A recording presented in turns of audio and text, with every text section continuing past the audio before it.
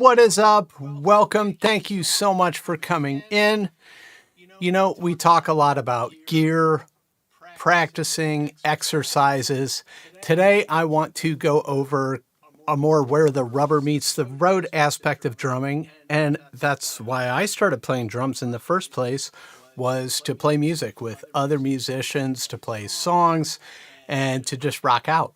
So I wanted to go over my approach and some tips for putting songs together, putting drum parts together, crafting drum parts that are going to complement the music and hold time and signal changes coming up to the band, because that is our job back here, is keep solid time and let the band lean on us and drive the song forward.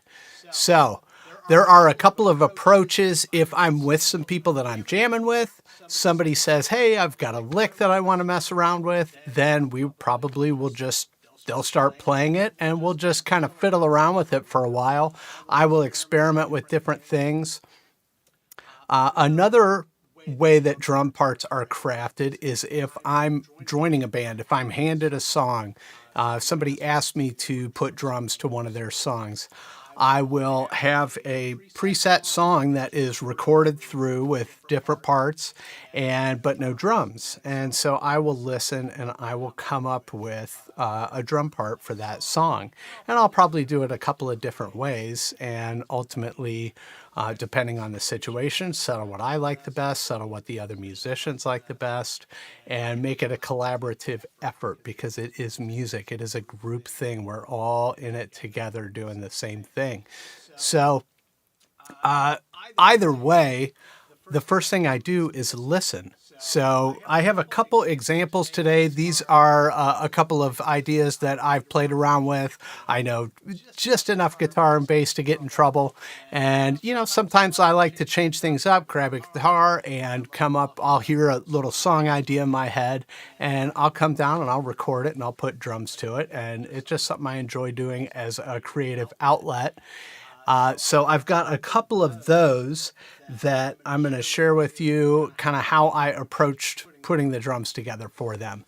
So let's go ahead and start with the first one. And like I said, the first thing I'm going to do is listen. I'm going to recognize, you know, the different parts of the song. There's usually kind of a verse part, chorus part, something along those lines. So the first thing I do is listen to those parts. I listen to what the guitar is doing. I listen to what the bass is doing. And that's exactly what these examples I have today are. They are guitar and bass that are recorded, and I need to put drums to it. So I'm going to listen. I'm going to listen to, obviously, the tempo. There is a click track with these. I always work with a click. And I'm going to hear where the pulse is. And I'm just going to kind of let my ears listen and let my brain kind of fill in and come up with some ideas. So I'm going to listen to it and get some ideas.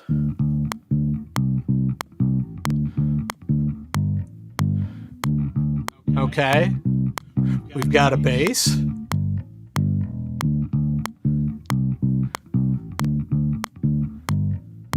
Kind of upbeat.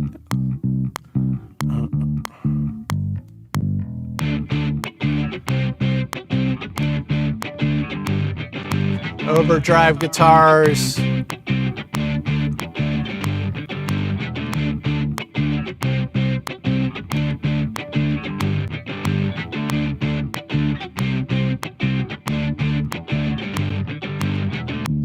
Okay, so that gives me kind of an idea of what I'm working with here. So I've got a bass, I've got kind of an upbeat tempo, I got some overdrive guitars.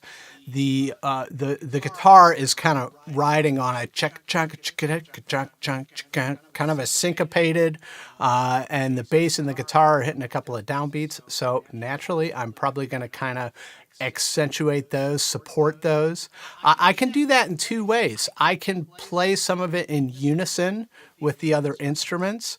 The other thing I can do is keep more of a straight beat and let the other instruments kind of fill in the opposite beats, the syncopated, the upbeats. So now I'm going to just kind of fiddle around with it, and I'm going to try a couple of things.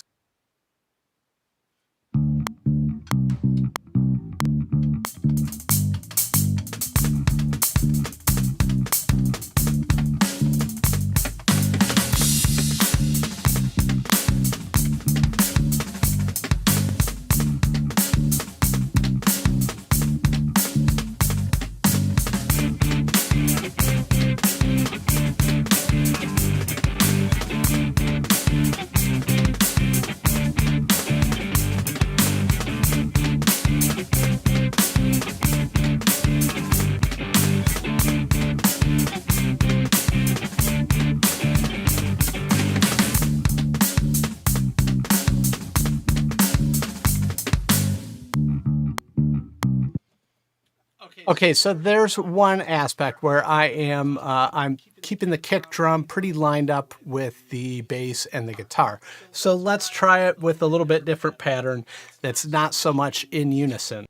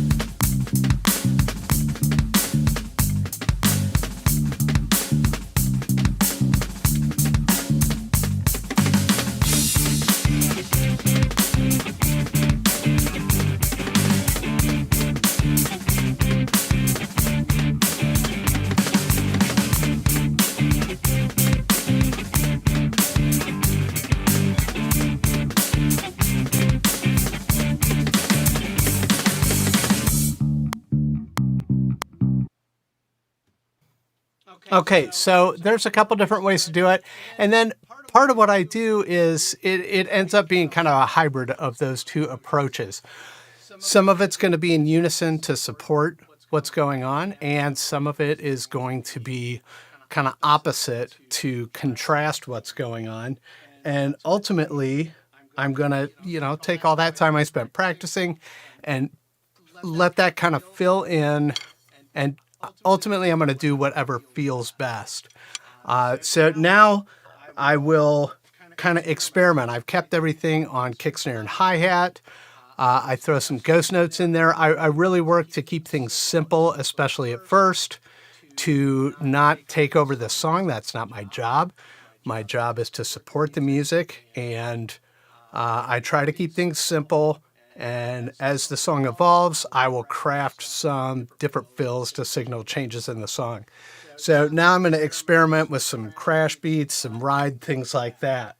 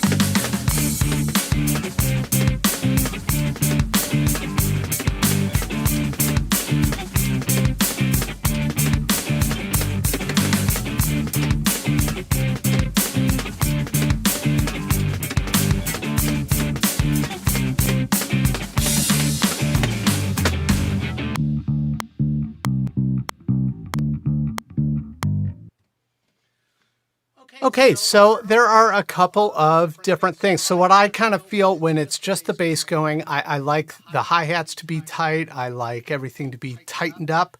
And then as the guitar comes in with some of that overdrive, I like things to loosen up just a little bit. And the way I kind of settled on doing that was the 16ths on the hi-hat with just the bass. And then when the guitar came in, kind of softening up the speed of the hi-hat, going to eighths and putting a little bit deeper, sitting into it a little bit harder. So once I kind of work out what parts, how I want to play each part of the song, then I'm going to go through, I'm going to map the song out, and I'm going to go from there. This one is, it's kind of a verse. It's kind of a singular idea. You have the bass part, you have the guitar part. So for now, that's where that one's going to sit. I have another example that we'll get to here right away that is a little bit more developed. It's got a couple different parts to it. So I'm going to take the same approach. And of course, first thing I'm going to do is listen through it. I'm going to recognize the different parts, and pen and paper are my friend.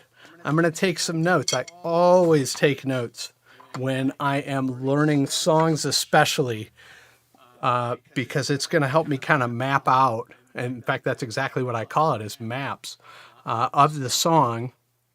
I've been in situations where I've had to learn 50 songs in a matter of a few weeks. And if you've ever tried that, that is a whole bunch of music.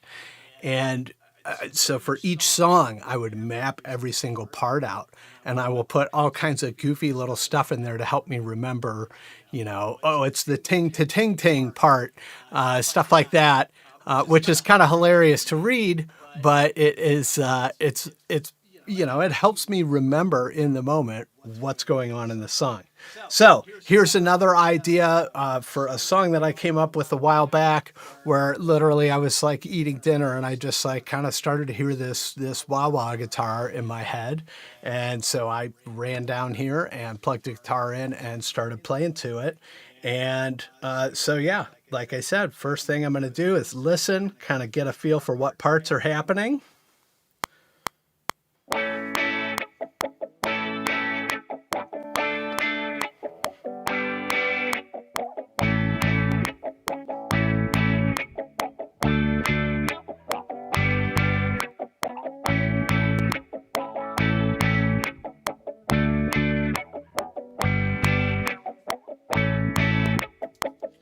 So I got a wah guitar.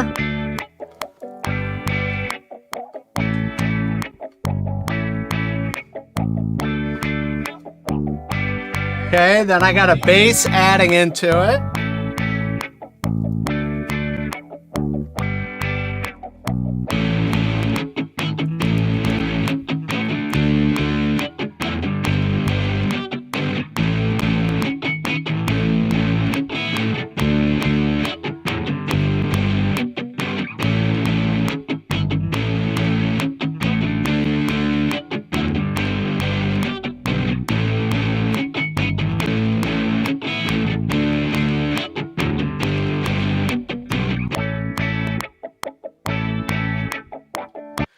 Okay, so I can recognize three different parts. There's just a wah guitar with the intro is just the wah guitar, and then a bass guitar comes in underneath it, and the bass does two different things, where it plays just a couple of simple notes, boom, boom, boom, boom, and then partway through, while the clean wah guitar is still going, you notice the bass starts to sprinkle some more notes in and make those notes last a little bit longer. And so it kind of, to me, it feels like the song kind of opens up just a little bit. So I'm probably going to do something to support that. So we have those two sections. That's kind of what I would call a versy part. And then we have the overdrive section where things, the guitar hits the pedal and away we go. And it's a similar feel, a similar part, but it's overdrive. So I'm gonna certainly, there's gonna be some crashing, some loose hi-hats, something like that involved. So I've got my three parts that I'm kind of paying attention to, and now I'm gonna experiment with some ideas to play to support those parts. And again, like I said, I will experiment with, hi-hat, with ride, and then with crashes as the overdrive parts come in. I will experiment with playing in unison with the rest of the musicians, and I will also experiment with playing opposite to contrast some things. So I'm just going to fiddle around with it a little bit and see what we.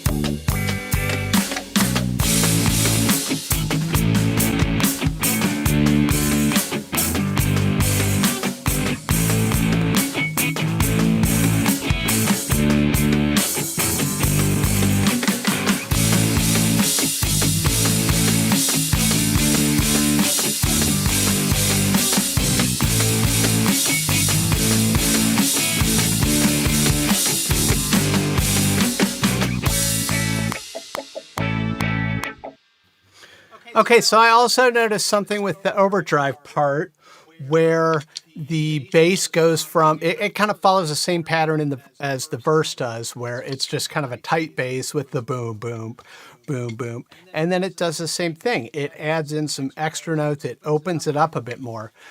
So I have a verse part that is tight and then opens up just a hair more, and then I have a chorus part that's much heavier, but it does the same thing. So I think I have a pretty good idea for it. I'm still experimenting with kick drum and overall pattern. And again, I want to keep it simple.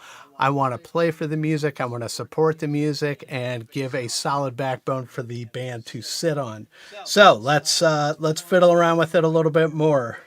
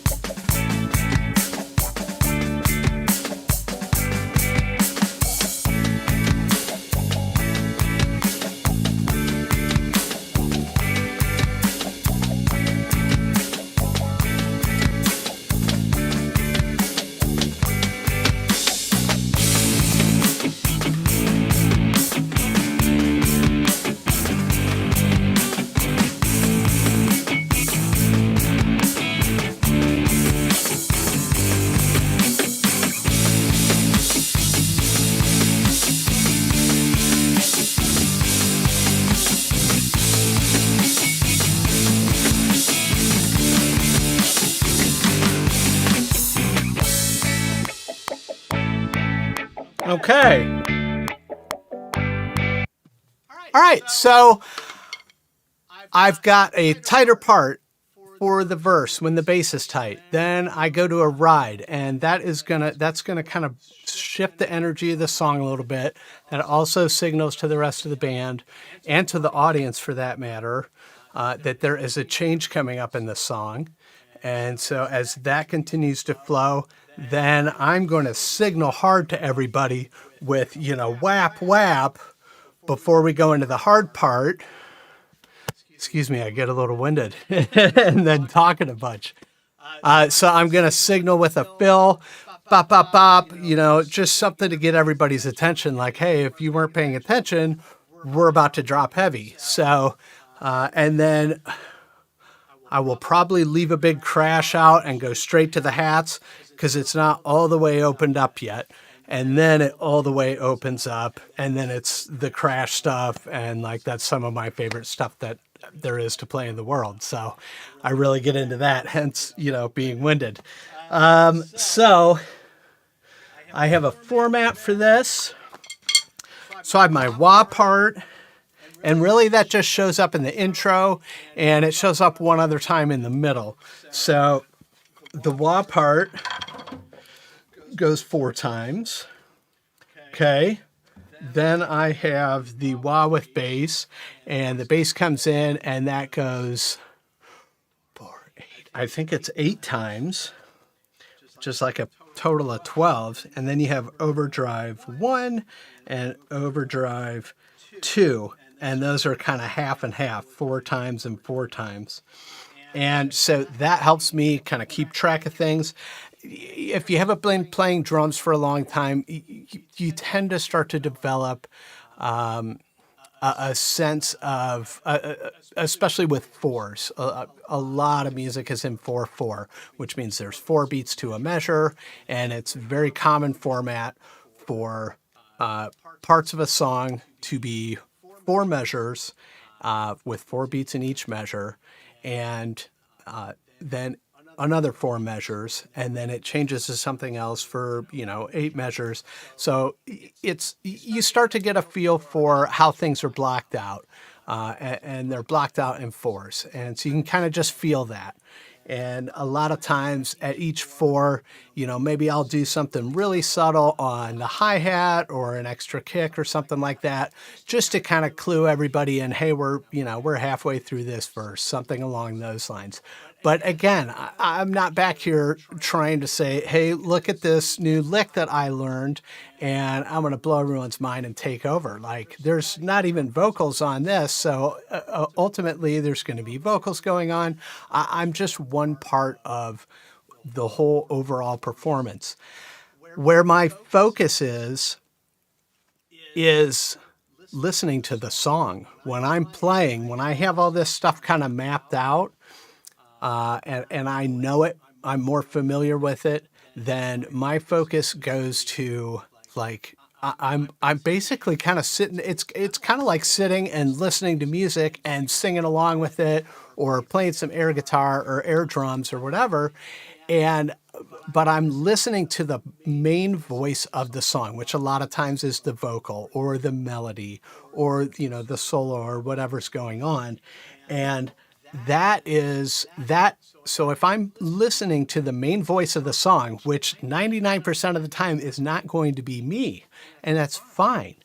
But when I listen to the main voice of the song, my drum playing naturally supports that, flows with it, matches energy with it, and I can lead it. I get these little flashes in my mind of what the next section is coming up. I can kind of hear it for a sec. Oh, yeah, it's the crashy part. And I will, I know it's coming up. And then, I love that part. So I start to feel it in here. That's what this thing is for me. This is why I play drums in the first place. And this is a total rant, but this is what it's like all about. It is that feeling of being locked into a tempo with other musicians. Everybody's on the same roller coaster, and we're all going up and down the same hills together in like our own way. Some of us have our hands up, some of us are holding on like, holy crap. But we're all doing it, and we're doing it together. And I can very subtly support and signal what is coming up next. So that to me, that's why I play drums, is for that feeling. And it's like, it's not here, it's not on a piece of paper where I know that I've got things mapped out. It is 100% in my gut, and it's like the thing that gives me goosebumps, or sometimes can get me choked up. Like, it's an emotional thing, and it's what I love about music. And chances are, if you're sitting here watching this, you love music, you know that feeling. And I would absolutely encourage you to do everything you can to spend as much of your effort as possible making, the part and the song and the logistics of playing drums kind of more of a back seat to letting that feeling and that power and the dynamics and the changing of the music, that ride, let that be what is consciously driving your playing forward. Not, okay, here's, 6 tuplets that I just learned that maybe I'll hit it and maybe I won't. It's here comes that part of the song that gives me freaking goosebumps and puts a huge smile on my face, and signaling it and building up to it. So that's that whole rant, but that's what drumming's all about. And that's how I write my parts, is for the music, for the song. And that translates, it's infectious to other musicians. And what do you think that's going to do to the audience? So if I'm juiced up, and the rest of the band is juiced up, and then the audience is like, holy crap, think of, the best show you've ever seen. And those guys, they know their parts. They can play them absolutely in their sleep. They've been playing it hundreds of times in the last, 6 months as they're touring. So they don't have to think about, what's coming up next. They know what's coming up next. So they can really just ride that emotion and feel that energy back from the crowd, and drive the whole thing like, into kind of a controlled frenzy. It's a very, very cool thing. I have these sections, I have them mapped out as far as how long each section is, and then that allows me to start to commit this to memory as I run it a bunch of times with the rest of the band, and I'll start to just second nature know when to fill things in, when to build things up. So I'm going to take it back, and I'm just going to kind of play through it a bit with what I'm pretty solid with. Granted, I have played these a couple times before, but I messed with these a couple years ago, so it's been a little while. So yeah.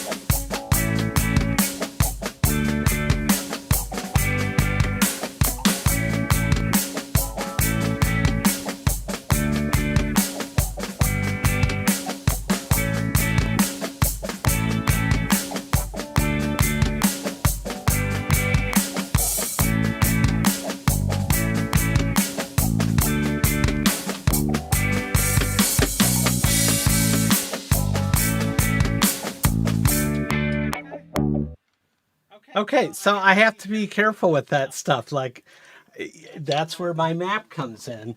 And that's where I need to continue to count things out because it does have kind of an odd thing. So I'm going to start back over at that break.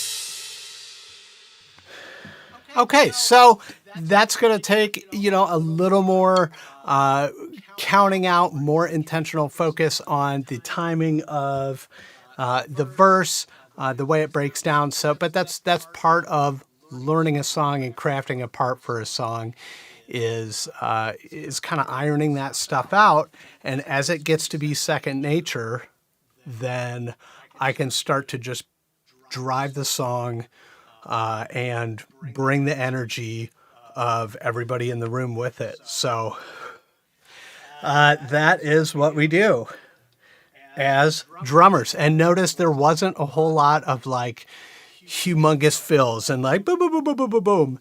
It's a lot of subtle stuff. I try to just be appropriate to the music, appropriate to the song. So that's my thing.